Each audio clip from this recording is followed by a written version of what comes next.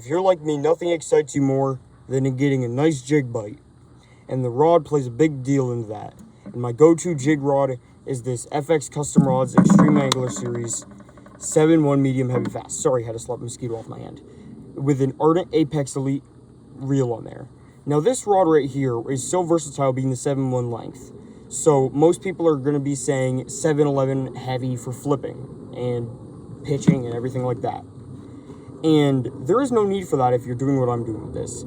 My main thing I'm going to be doing with this rod right here is skipping docks, throwing on rocks, and pitching under trees. And a 7-1, it has a short enough length where I'm not going to be banging it off of branches or things along that line.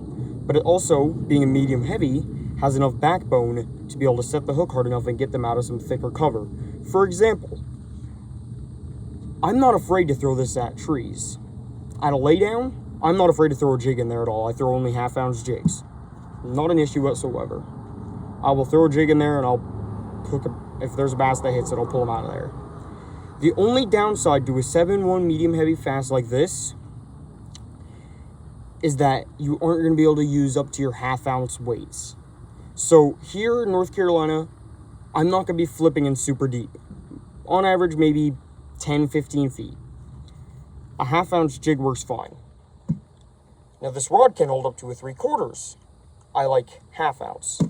But if you're going to be, like, let's say on Lake Michigan or one of the lakes that requires some deeper jigs, if you're going for a half-ounce, that's when you'd maybe want to go for your longer rod and or a rod that can handle up to an ounce or ounce and a half jig.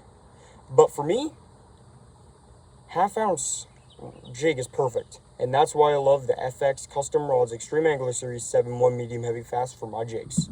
What's your go-to jig rod? Let me know in the comments.